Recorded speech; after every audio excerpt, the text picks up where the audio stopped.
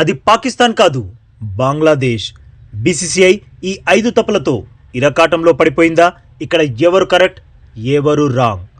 Boss, 7th Feb నుండి India ఇంకా శ్రీలంకలలో T20 world cup జరగనుంది. కానీ సరిగ్గా నెల ముందు బంగ్లాదేశ్ బోర్డు మేం వరల్డ్ కప్ ఆడడానికి ఇండియాకి రాము అని తేల్చేసింది.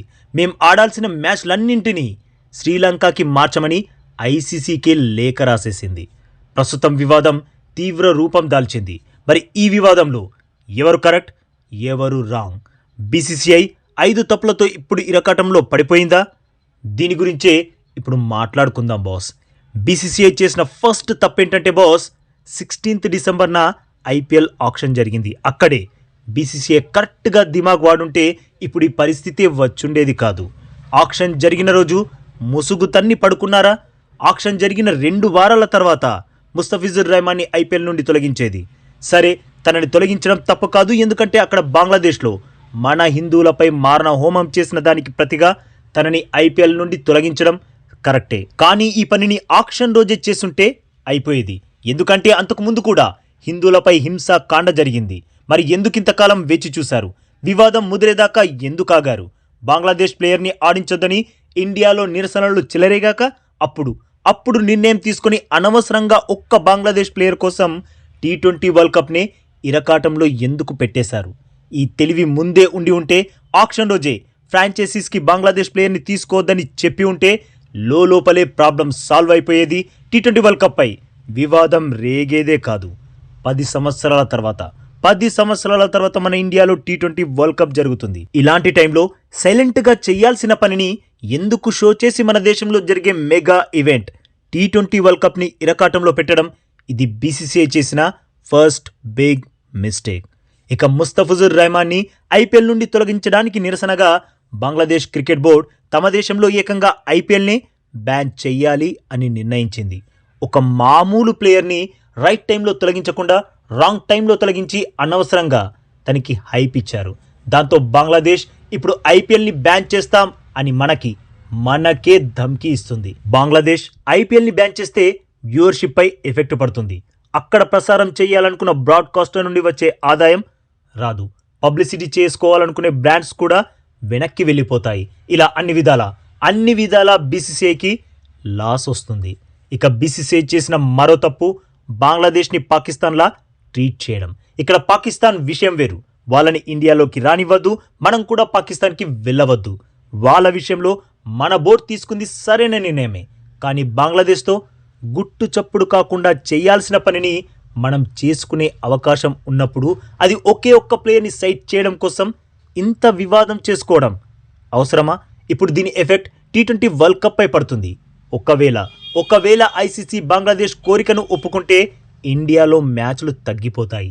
దాంతో బంగ్లా మ్యాచ్లు జరిగే సమయంలో బుక్ అయ్యే టికెట్స్, హోటల్స్, మ్యాచ్ చూడ్డానికి వచ్చే టూరిస్ట్, ఇలా చాలా విషయాల నుండి వచ్చే ఆదాయానికి గండి పడుతుంది.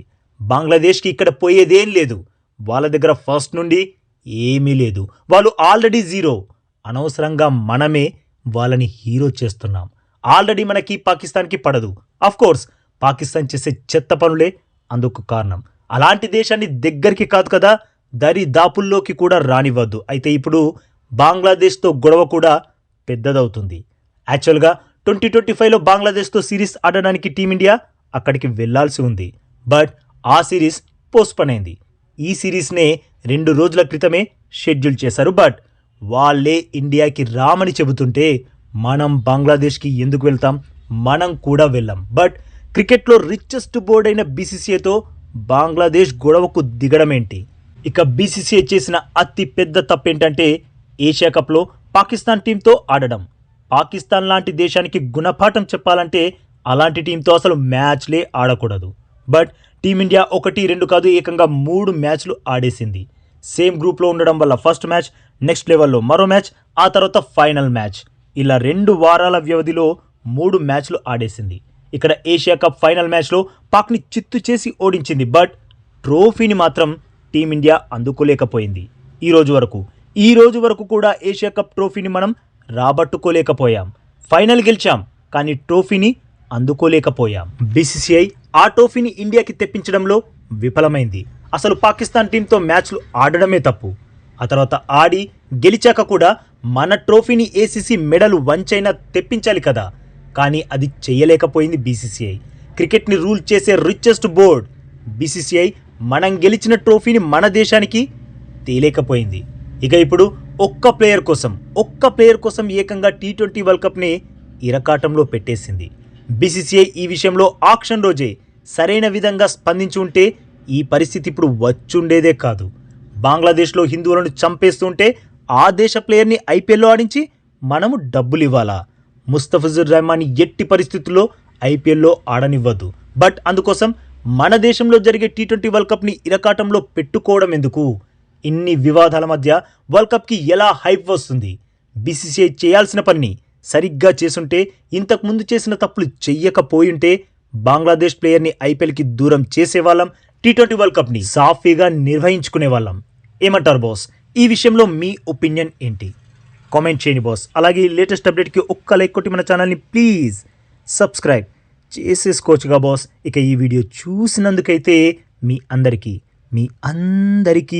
దిల్ సే థ్యాంక్ యూ బాస్.